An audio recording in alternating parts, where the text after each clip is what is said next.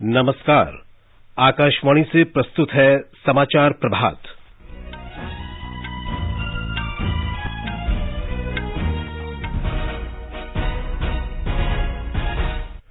वित्त मंत्री निर्मला सीतारामन आज संसद में वित्त वर्ष 2022-23 का बजट प्रस्तुत करेंगी।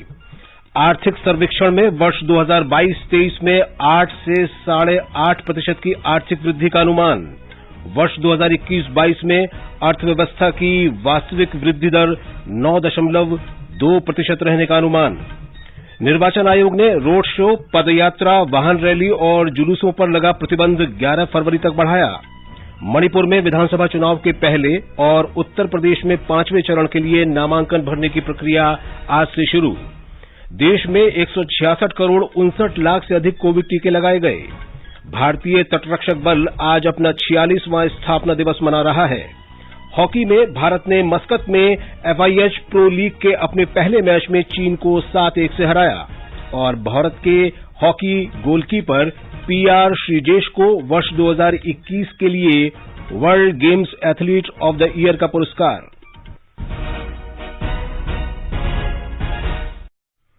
समाचार प्रभात में रवि कपूर के साथ मैं विशाल शर्मा।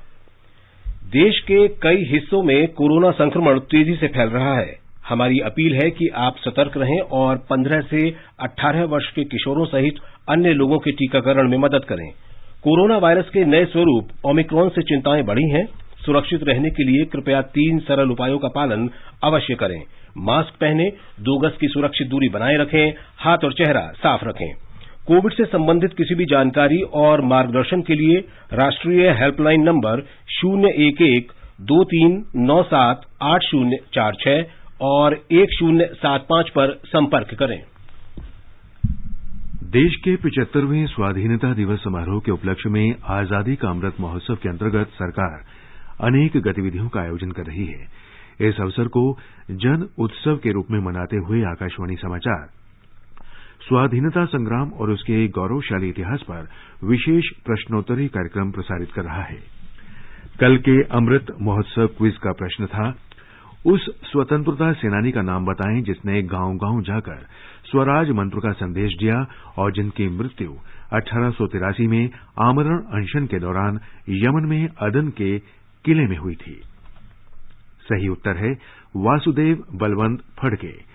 श्री फडके ने करीब 300 लोगों का एक समूह बनाया और भारत में ब्रिटिश शासन को उखाड़ फेंकने के लक्ष्य पर काम करना शुरू किया। मई 1879 के पहले सप्ताह में वासुदेव बलवंत ने भारत का आर्थिक शोषण करने की ब्रिटेन की नीति की निंदा और स्वाभाविक अधिकार के रूप में रैयतों को आर्थिक राहत देने की मांग करने की अपनी प्रसिद्ध उद्घोषणा की। भारत के स्वतंत्रता संग्राम के दौरान ब्रिटिश सरकार के लिए ये अपनी तरह की सबसे बड़ी चुनौती थी। आकाशवाणी समाचार को बड़ी संख्या में देश विदेश के श्रोताओं से उत्तर मिले हैं। भाग्यशाली विजेता हैं मध्य प्रदेश में इंदौर के डॉक्टर हरीश गंगराडे। आकाशवाणी के सुधी श्रोताओं को प्रणाम। आज इस कार्यक्रम में अपना नाम सुनकर और विजेता का पुरस्कार पाकर मैं धन्य हुआ। आजादी के 75वें वर्ष में आकाशवाणी के माध्यम से अमृत महोत्सव का मनाया जाना सभी श्रोताओं के लिए वरदान सिद्ध हुआ है। आजादी की खातिर देश के जिन वीरों ने अंग्रेजों के अत्याचार सहते हुए भी अपना कार्य निरंतर जारी रखा, उनकी गाथा नई और पुरानी दोनों पीढ़ियों का एक अविस्मरणीय अनुभव है। अंत में एक और प्रार्थना है, आकाशवाणी ये जो अमर शहीदों की गाथा प्रातः समाचारों के दौरान रोजाना 5 मिनट के लिए देती है, इसे सिर्फ इस अमृत महोत्सव वर्ष में ही सीमित रखते हुए 15 अगस्त को समाप्त मत कीजिएगा। कृपया इसे निरंतर जारी रखिएगा। धन्यवाद। आज का प्रश्न है, उस महान कवि और स्वतंत्रता सेनानी का नाम बताएं जिसने पंचाली सबाथम लिखा था। एक महान कृति जिसमें भारत को द्रौपदी, ब्रिटिश शासन को कौरव और स्वतंत्रता सेनानियों को पांडव के रूप में चित्रित किया गया। प्रश्न फिर से सुन लें, उस महान कवि और स्वतंत्रता सेनानी का नाम बताएं जिसने पंचाली सबाथम लिखा था। एक महान कृति जिसमें भारत को द्रौपदी, ब्रिटिश शासन को कौरव और स्वतंत्रता सेनानियों को पांडव के रूप में चित्रित किया गया। श्रोता अपने उत्तर व्हाट्सएप नंबर 8826546262 पर भेज सकते हैं या हमें इस पते पर ईमेल कर सकते हैं। अमृत महोत्सव quiz@prasarbharati.gov.in। एक भाग्यशाली प्रतिभागी को विजेता चुना जाएगा और कल के समाचार प्रभात में उनके नाम की घोषणा की जाएगी। विजेता को ई प्रमाण पत्र और पुरस्कार दिया जाएगा। और अब समाचार विस्तार से। वित्त मंत्री निर्मला सीतारामन आज सुबह 11 बजे संसद में वित्त वर्ष 2022-23 का बजट प्रस्तुत करेंगी। उसके बाद बजट की प्रति राज्यसभा के पटल पर रखी जाएगी। आज सुबह मंत्रिमंडल की बैठक होगी जिसमें केंद्रीय बजट 2022-23 को अनुमोदित किया जाएगा। निर्मला सीतारामन दूसरी बार संसद में कागज रहित बजट प्रस्तुत करेंगी। पहला कागज रहित केंद्रीय बजट वर्ष 2021-22 में पेश किया गया था। एक रिपोर्ट। वित्त मंत्री निर्मला सीतारमण द्वारा प्रस्तुत किए जाने वाला यह चौथा बजट होगा। इससे पहले वित्त मंत्री ने बजट 2022-23 के लिए विभिन्न क्षेत्रों के हितधारकों के साथ परामर्श बैठक की थी। इन समूहों में वित्तीय एवं पूंजी बाजार, ट्रेड यूनियन तथा श्रम संगठन, उद्योग सेवाएं तथा व्यापार, कृषि उद्योग, बुनियादी ढांचा और अर्थशास्त्री शामिल हैं। इसके अलावा विभिन्न राज्यों के वित्त मंत्रियों के साथ भी बैठक की गई थी। संसद में पेश होने के बाद यह budget union budget mobile app पर उपलब्ध कराया जाएगा ताकि सांसदों और आम लोगों को बजट दस्तावेज डिजिटल रूप में आसानी से प्राप्त हो सके। इस मोबाइल ऐप के जरिए वार्षिक वित्तीय विवरण, जिसे बजट भी कहा जाता है, के अलावा अनुदान मांग और वित्त विधेयक सहित आम बजट के 14 दस्तावेजों की जानकारी मिल सकेगी। यह ऐप अंग्रेजी और हिंदी दोनों भाषाओं में उपलब्ध होगा। दीपेंद्र कुमार, आकाशवाणी समाचार, दिल्ली। प्रधानमंत्री नरेंद्र मोदी ने कहा है कि मौजूदा वैश्विक परिदृश्य में भारत के लिए बहुत सारे अवसर उपलब्ध हैं। बजट सत्र के पहले दिन कल श्री मोदी ने कहा कि आर्थिक प्रगति, टीकाकरण की गति और देश में विकसित टीकों ने भारत के प्रति वैश्विक स्तर पर विश्वास पैदा किया है। प्रधानमंत्री ने सभी राजनीतिक दल और संसद सदस्यों से सत्र के दौरान चर्चा में भाग लेने और सत्र को अधिक सार्थक बनाने का आग्रह किया। ये बजट सत्र एक प्रकार से पूरे वर्ष भर का खाका खींचता है और इसलिए बहुत महत्वपूर्ण होता है। हम पूरी प्रतिबद्धता के साथ इस बजट सत्र को जितना ज्यादा फलदायी बनाएंगे, आने वाला पूरा वर्ष हमें नई आर्थिक ऊंचाइयों पर ले जाने के लिए भी एक बहुत बड़ा अवसर बनेगा। मुक्त चर्चा हो, मननीय चर्चा हो, मानवीय संवेदनाओं से भरी हुई चर्चा हो, अच्छे मकसद से चर्चा हो, इसी अपेक्षा के साथ आप सबका बहुत बहुत धन्यवाद। आकाशवाणी का समाचार सेवा प्रभाग केंद्रीय बजट 2022-23 के बारे में आज दिन भर लाइव विशेष कार्यक्रम प्रसारित करेगा। विशेषज्ञों द्वारा बजट का विश्लेषण, विशेष बजट बुलेटिन, बजट के बारे में जनता की प्रतिक्रिया और उनसे साक्षात्कार प्रमुख कार्यक्रम होंगे। आज सुबह 10:20 से रात 10 बजे तक 100.1 मेगाहर्ट्ज पर आकाशवाणी का FM गोल्ड चैनल सुनते रहें। ये हमारी वेबसाइट न्यूज ऑन AIR और YouTube channel news on AIR official पर भी उपलब्ध रहेगा। श्रोता आज शाम 3 बजे से 8700014411 पर बजट के बारे में अपने प्रश्न व्हाट्सएप पर पूछ सकते हैं। नंबर एक बार फिर सुन लें, 8700014411। आकाशवाणी पर बजट 2022 आपके साथ साथ बाजार के कई क्षेत्रों, उद्योगों और देश के लिए क्या है महत्वपूर्ण और क्या होंगी सुर्खियां। केंद्रीय बजट पर होगा विस्तार से विश्लेषण दिन भर आकाशवाणी समाचार के साथ, विशेषज्ञों की राय, विशेष बजट बुलेटिन, बजट पर लोगों की प्रतिक्रिया और होंगे विशेष साक्षात्कार। बजट से जुड़ी हर जानकारी लाएंगे आप तक 1 फरवरी मंगलवार को सुबह 10:20 से रात 10 बजे तक ऑल इंडिया रेडियो के FM गोल्ड चैनल 100.1 मेगाहर्ट्ज और अन्य मीटरों पर। ये कार्यक्रम आप हमारे mobile app news on AIR और YouTube channel news on AIR official पर भी सुन सकते हैं। 2022-23 में देश के सकल घरेलू उत्पाद में 8 से 8.5% की वृद्धि दर्ज हो सकती है। ये वृद्धि व्यापक टीकाकरण, आपूर्ति पक्ष के सुधारों से लाभ और नियमों में ढील, निर्यात वृद्धि और पूंजीगत खर्च को बढ़ाने के लिए राजकोषीय उपलब्धता से हासिल होगी। वित्त मंत्री निर्मला सीतारमण द्वारा संसद में कल पेश आर्थिक सर्वेक्षण 2021-22 में कहा गया है कि आने वाला वर्ष निजी क्षेत्र के निवेश में तेजी के लिए पूरी तरह से तैयार है। इसमें वित्तीय प्रणाली अर्थव्यवस्था के पुनरुद्धार में सहायता प्रदान करने के लिए अच्छी स्थिति में है। वर्ष 2022-23 के लिए विकास अनुमान इस धारणा पर आधारित है कि भविष्य में अर्थव्यवस्था पर महामारी का असर नहीं होगा और मानसून सामान्य रहने की आशा है। 2020-21 में अर्थव्यवस्था के 7.3% तक आने के बाद 2021-22 में इसके 9.2% बढ़ने का अनुमान है। आगे बढ़ने से पहले एक नजर मुख्य समाचारों पर। वित्त मंत्री निर्मला सीतारामन आज संसद में वित्त वर्ष 2022-23 का बजट प्रस्तुत करेंगी। आर्थिक सर्वेक्षण में वर्ष 2022-23 में 8 से 8.5% की आर्थिक वृद्धि का अनुमान, वर्ष 2021-22 में अर्थव्यवस्था की वास्तविक वृद्धि दर 9.2% रहने का अनुमान। निर्वाचन आयोग ने रोड शो, पदयात्रा, वाहन रैली और जुलूसों पर लगा प्रतिबंध 11 फरवरी तक बढ़ाया। मणिपुर में विधानसभा चुनाव के पहले और उत्तर प्रदेश में 5वें चरण के लिए नामांकन भरने की प्रक्रिया आज से शुरू। देश में 166 करोड़ 59 लाख से अधिक कोविड टीके लगाए गए। भारतीय तटरक्षक बल आज अपना 46वां स्थापना दिवस मना रहा है। हॉकी में भारत ने मस्कट में FIH प्रो लीग के अपने पहले मैच में चीन को 7-1 से हराया और भारत के हॉकी गोलकीपर PR श्रीजेश को वर्ष 2021 के लिए world games athlete of the year का पुरस्कार।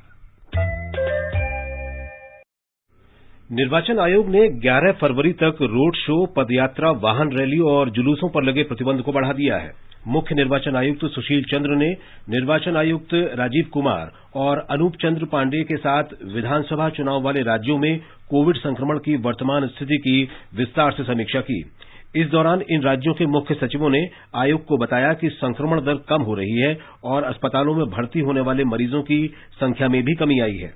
आयोग ने आज से सभी राजनीतिक पार्टियों और चुनाव लड़ रहे उम्मीदवारों को सभी चरणों के लिए खुले मैदान में 1000 लोगों के साथ बैठक करने की अनुमति देने का निर्णय लिया है। आयोग ने घर घर जाकर प्रचार करने वालों की संख्या में भी बढ़ोतरी की है। सुरक्षा बलों को छोड़कर 10 के बदले अब 20 लोगों को घर घर जाकर प्रचार करने की अनुमति दी गई है। मणिपुर में विधानसभा चुनाव के पहले चरण के लिए आज अधिसूचना जारी होगी। उत्तर प्रदेश विधानसभा चुनाव के 5वें चरण के लिए भी आज अधिसूचना जारी होने के साथ ही नामांकन प्रक्रिया शुरू हो जाएगी। राज्य में 10 फरवरी से 7 मार्च तक 7 चरणों में विधानसभा चुनाव होंगे। ब्यौरा हमारे संवाददाता से। 5वें चरण में राज्य के 12 जिलों की 61 विधानसभा सीटों पर 27 फरवरी को वोट डाले जाएंगे। इनमें से 13 सीटें अनुसूचित जाति के लिए आरक्षित हैं। ये 12 जिले हैं अमेठी, रायबरेली, सुल्तानपुर, चित्रकूट, प्रतापगढ़, कौशाम्बी, प्रयागराज, बाराबंकी, अयोध्या, बहराइच, श्रावस्ती और गोंडा। नामांकन 8 फरवरी तक किए जा सकेंगे और नामांकन की जांच 9 फरवरी को होगी। नाम वापस लेने की आखिरी तारीख 11 फरवरी रहेगी। इस चरण में उप मुख्यमंत्री केशव प्रसाद मौर्य सिराथू से और राज्य सरकार के कई मंत्री नामांकन करेंगे। सुशील चंद्र तिवारी, आकाशवाणी समाचार, लखनऊ। राज्य में मतदान के 5वें चरण में 12 जिलों में 61 विधानसभा निर्वाचन क्षेत्रों में 27 फरवरी को मतदान होगा। मणिपुर में 2 चरणों में मतदान होगा। पहले चरण में 27 फरवरी को 6 जिलों की 38 विधानसभा सीटों के लिए वोट डाले जाएंगे। उत्तर प्रदेश में 5वें चरण और मणिपुर में पहले चरण के मतदान के लिए इस महीने की 8 तारीख तक नामांकन भरे जा सकते हैं। इनकी जांच 9 फरवरी को होगी। 11 फरवरी तक नाम वापस लिए जा सकते हैं। उत्तर प्रदेश में तीसरे चरण और पंजाब में एकमात्र चरण के लिए नामांकन आज शाम तक भरे जा सकते हैं। उत्तर प्रदेश में अब तक 499 उम्मीदवारों ने नामांकन दाखिल किए हैं। 3 फरवरी तक नामांकन किया जा सकता है और 4 फरवरी तक नाम वापस लिए जा सकते हैं। इस चरण में 59 विधानसभा सीटों के लिए 23 फरवरी को मतदान होगा। उत्तर प्रदेश में 9 जिलों में विधानसभा की 55 सीटों के लिए 14 फरवरी को होने वाले मतदान के दूसरे चरण में अब 586 उम्मीदवार चुनाव मैदान में रह गए हैं। कल 62 उम्मीदवारों ने अपने नाम वापस लिए। दूसरे चरण के चुनाव के लिए 793 उम्मीदवारों ने पर्चे भरे थे। 29 जनवरी को पर्चों की जांच के बाद 145 पर्चे रद्द कर दिए गए। उत्तर प्रदेश में बहुजन समाज पार्टी ने विधानसभा चुनाव के 5वें चरण के लिए 61 उम्मीदवारों की सूची जारी की है। पार्टी ने तीसरे और चौथे चरण के लिए कासगंज, पीलीभीत, निघासन और कास्ता विधानसभा क्षेत्रों से अपने उम्मीदवार बदल दिए हैं। भारतीय जनता पार्टी ने भी 3 उम्मीदवारों की घोषणा की है। पार्टी ने केंद्रीय मंत्री एसपी सिंह बघेल को करहल सीट से समाजवादी पार्टी प्रमुख अखिलेश यादव के खिलाफ मैदान में उतारा है। विवेक शाक्य जसवंत नगर सीट से पार्टी के उम्मीदवार होंगे। इसी सीट पर प्रगतिशील समाजवादी पार्टी लोहिया के प्रमुख शिवपाल सिंह यादव चुनाव लड़ रहे हैं। कांग्रेस ने कल 6 उम्मीदवारों की एक और सूची जारी की। इनमें 3 महिला उम्मीदवार हैं। जाने-माने शायर मुनव्वर राणा की बेटी उरुषा राणा उन्नाव जिले की पूर्वा सीट से कांग्रेस उम्मीदवार होंगी। पार्टी ने खुशी देवी को कल्याणपुर सीट से उम्मीदवार बनाया है। सुहेलदेव भारतीय समाज पार्टी ने प्रमुख ओम प्रकाश राजभर गाजीपुर जिले की जहूराबाद सीट से चुनाव लड़ेंगे। गोवा में कल नाम वापस लेने की तारीख समाप्त होने के बाद विधानसभा चुनाव के लिए 301 उम्मीदवार मैदान में रह गए हैं। सियोलिम विधानसभा क्षेत्र में सबसे अधिक 13 उम्मीदवार मैदान में हैं। गोवा में विधानसभा चुनाव 14 फरवरी को होंगे। मतगणना 10 मार्च को की जाएगी। राष्ट्रव्यापी टीकाकरण अभियान के अंतर्गत अब तक 166 करोड़ 59 लाख से अधिक कोविड रोधी टीके लगाए जा चुके हैं। स्वस्थ होने की दर 94.37% है। केरल सरकार ने राज्य में कोरोना संक्रमण का प्रसार रोकने के लिए रविवार की पूर्णबंदी जारी रखने का फैसला किया है। संक्रमण के फैलाव के आधार पर जिला विशेष प्रतिबंध भी जारी रहेंगे। इस बीच केरल में कल 42,154 लोगों में कोरोना संक्रमण की पुष्टि हुई और 38,458 लोग इससे मुक्त हुए। मध्य प्रदेश सरकार ने आज से 1ली से 12वीं कक्षा तक के स्कूल 50% क्षमता के साथ खोलने का फैसला किया है। राज्य सरकार ने कोविड संक्रमण में वृद्धि को देखते हुए 14 जनवरी से 31 जनवरी तक सभी स्कूलों और हॉस्टलों को बंद करने का आदेश दिया था। भारतीय तटरक्षक बल आज अपना 46वां स्थापना दिवस मना रहा है। 1978 में सिर्फ 7 सरफेस प्लेटफॉर्म के साथ भारतीय तटरक्षक बल अब अपने बेड़े में 158 जहाजों और 70 विमानों को शामिल कर एक दुर्जय बल के रूप में विकसित हुआ है।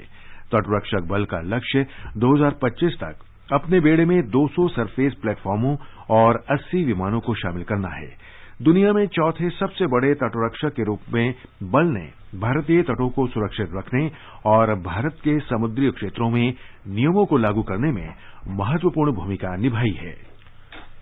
आजादी के अमृत महोत्सव के अंतर्गत आइए अब सुनते हैं आकाशवाणी की विशेष प्रस्तुति आजादी का सफर। आजादी का अमृत महोत्सव।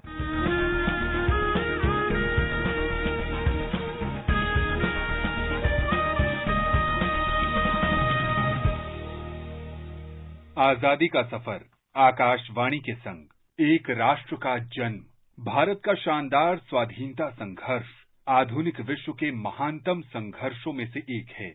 आकाशवाणी से हम आपके लिए प्रतिदिन ला रहे हैं इस शानदार संघर्ष की एक झलक।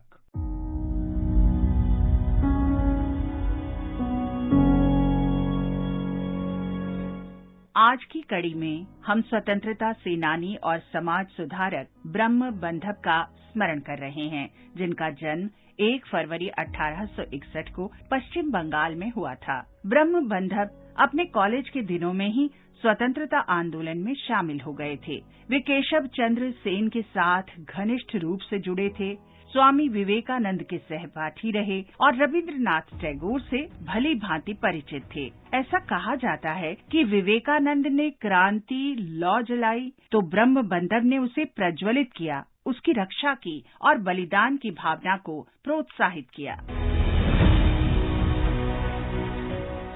ब्रह्म बंधव ने अपनी पत्रिका संध्या के माध्यम से ब्रिटिश साम्राज्यवादी सरकार की शोषणकारी नीतियों को लोगों के समक्ष उजागर किया। 1905 में बंगाल के विभाजन के खिलाफ आंदोलन के बाद राष्ट्रवादी विचारधाराओं को बढ़ावा मिला और कई प्रकाशनों ने उनका प्रचार करने में सक्रिय भूमिका निभाई। 10 सितंबर 1907 को ब्रह्म बंधव को गिरफ्तार कर लिया गया और उन पर उकसाने वाले लेख प्रकाशित करने के लिए राजद्रोह का मुकदमा चलाया गया। ब्रह्म बंधव ने अदालत में अपना बचाव करने से इनकार कर दिया और 23 सितंबर 1907 को उनके वकील चितरंजन दास के माध्यम से अदालत में एक बयान प्रस्तुत किया गया, जिसमें उन्होंने कहा,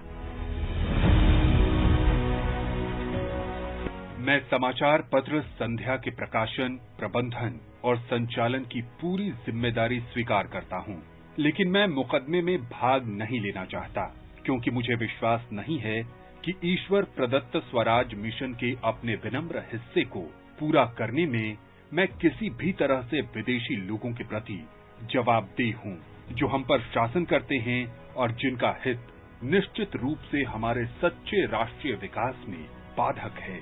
मुकदमे के दौरान ब्रह्म बंधव ने पेट में दर्द की सूचना दी और उन्हें कलकत्ता के कैंपबेल अस्पताल में भर्ती कराया गया। 27 अक्टूबर 1907 को मात्र 46 वर्ष की आयु में उनका निधन हो गया।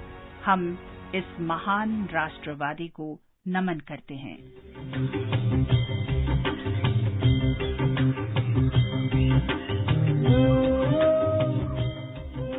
हम आज गांधीवादी स्वतंत्रता सेनानी मगन भाई देसाई को भी याद कर रहे हैं, जिनकी मृत्यु 1 फरवरी 1969 को हुई थी। वे खादी, हिंदी, सर्वोदय, प्रौढ़ शिक्षा और गांधी साहित्य से संबंधित 30 से अधिक क्षेत्रीय और राष्ट्रीय स्तर की समितियों से जुड़े रहे।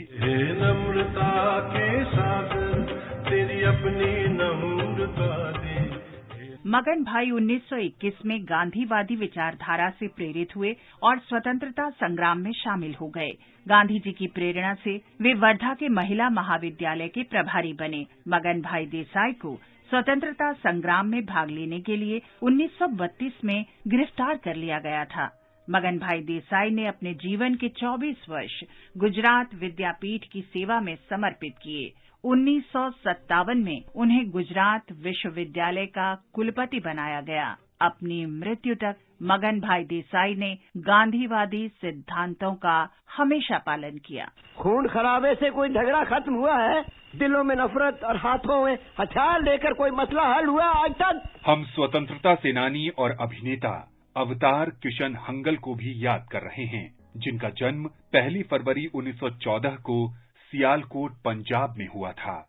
A.K. हंगल ने अपना बचपन और युवावस्था पेशावर में बिताई, जहां वे थिएटर में अभिनय करते थे। हंगल ने भारतीय स्वतंत्रता आंदोलन में हिस्सा लेने की शुरुआत उस समय की जब वे छात्र जीवन में थे। जलियांवाला बाग नरसंहार के खिलाफ उत्तर पश्चिम सीमांत प्रांत में विरोध प्रदर्शन में वे शामिल हुए। बाद में वे कराची चले गए, जहां उन्होंने ब्रिटिश शासन के विरोध में 3 वर्ष जेल में बिताए। उन्होंने भारत की स्वतंत्रता तक ब्रिटिश साम्राज्यवाद के खिलाफ संघर्ष में सक्रिय रूप से भाग लेना जारी रखा। पाकिस्तान में 3 साल जेल में रहने के बाद 1949 में भारत के विभाजन के बाद वे बॉम्बे चले गए। भारत आने के बाद हंगल का अभिनय करियर शानदार रहा।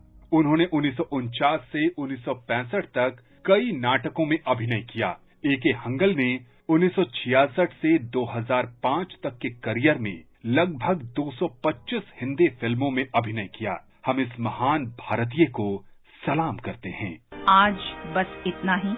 आजादी का सफर आकाशवाणी के संग। कल फिर मिलेंगे नई कड़ी के साथ।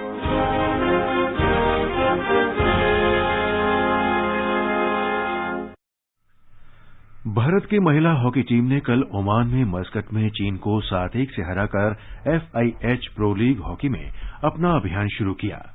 प्रतियोगिता में आज फिर भारत का मुकाबला चीन से होगा। मैच भारतीय समयानुसार शाम 4:30 बजे खेला जाएगा। भारत के जाने-माने हॉकी गोलकीपर PR श्रीजेश को वर्ष 2021 में उनके प्रदर्शन के लिए प्रतिष्ठित world games athlete of the year चुना गया है। वे ये सम्मान पाने वाले दूसरे भारतीय हैं। 2020 में भारतीय महिला हॉकी कप्तान रानी रामपाल ये सम्मान जीतने वाली पहली भारतीय थीं। अमेरिका ने पाकिस्तान को करारा झटका देते हुए संभावित आतंकी संबंधों के मद्देनजर पाकिस्तान के नए राजदूत की नियुक्ति पर रोक लगा दी है। अमेरिका के सांसद स्कॉट पेरी ने अमेरिका में पाकिस्तान के दूत के रूप में मसूद खान की प्रस्तावित नियुक्ति का विरोध किया है। पेरी ने अमेरिका के राष्ट्रपति जो बाइडेन को इस संबंध में पत्र लिखा है। कर्नाटक में बेलूर हलेबीड और सोमनाथपुरा के होयसल मंदिरों को वर्ष 2022-2023 के विश्व धरोहर के रूप में विचार करने के लिए भारत की ओर से नामित किया गया है। होयसल के पवित्र स्मारक 15 अप्रैल 2014 से यूनेस्को की संभावित सूची में है और मानव रचनात्मक प्रतिभा का बेजोड़ उदाहरण है। ये समाचार हमारी वेबसाइट newsonair.gov.in/hindi पर भी उपलब्ध हैं। और रवि, अब बताएं कि आज के समाचार पत्रों में क्या विशेष है। विशाल राष्ट्रपति के अभिभाषण के साथ संसद का बजट सत्र शुरू होने और आर्थिक सर्वेक्षण पेश किए जाने को आज के सभी समाचार पत्रों ने अपनी पहली खबर बनाया है। अमर उजाला की सुर्खी है, वित्त मंत्री निर्मला सीतारमण ने संसद में रखी वर्ष 2021-22 की आर्थिक समीक्षा। दुनिया की सबसे तेज बढ़ने वाली अर्थव्यवस्था बना रहेगा भारत। विकास दर 8.5% रहने का अनुमान। राष्ट्रीय सहारा की सुर्खी है, मोदी सरकार के दूसरे कार्यकाल का तीसरा बजट आज। दुश्वारियों के बीच राहत की आस। इकोनॉमिक टाइम्स के शब्द हैं, बजट में चुनावी राज्यों को मिल सकती है बड़ी सौगात। अभिभाषण का उल्लेख करते हुए लिखा है, जारी रहेंगे आर्थिक सुधार, गरीब और वंचित सरकार की शीर्ष प्राथमिकता। कोरोना के घटते मामलों को देखते हुए 5 चुनावी राज्यों में राजनीतिक दलों को प्रचार में राहत के निर्वाचन आयोग के फैसले को भी अखबारों ने प्रमुखता से दिया है। बकौल नवभारत टाइम्स, जनसभा में जुटेंगे 1000, घर घर 20 लोग करेंगे प्रचार। 12 राज्यों में आज से खुल रहे स्कूल, 7 राज्यों में छोटे बच्चे भी पहुंचेंगे। दैनिक भास्कर की सुर्खी है, दिल्ली, उत्तर प्रदेश और बिहार में स्कूल कॉलेज खोलने पर अभी फैसला नहीं। आर्म्ड फोर्सेज स्कूल में सेना की तैयारी कर सकेंगे छात्र। हिंदुस्तान ने इसे देते हुए लिखा है, सेना में कैरियर बनाने के लिए दिल्ली में आर्म्ड फोर्सेज प्री-प्रिपरेटरी स्कूल स्थापित करने को लेकर कवायद तेज। बुलेटिन समाप्त होने से पहले अमृत महोत्सव क्विज का आज का प्रश्न फिर सुन लें। उस महान कवि और स्वतंत्रता सेनानी का नाम बताएं जिसने पंचाली सबातम लिखा था। आप अपने उत्तर व्हाट्सएप नंबर 8826546262 पर भेज सकते हैं या हमें इस पते पर ईमेल कर सकते हैं amritmahotsav@prasarbharati.gov.in। और अब अंत में मुख्य समाचार एक बार फिर। वित्त मंत्री निर्मला सीतारमण आज संसद में वित्त वर्ष 2022-23 का बजट प्रस्तुत करेंगी। आर्थिक सर्वेक्षण में वर्ष 2022-23 में 8 से 8.5% की आर्थिक वृद्धि का अनुमान। वर्ष 2021-22 में अर्थव्यवस्था की वास्तविक वृद्धि दर 9.2% रहने का अनुमान।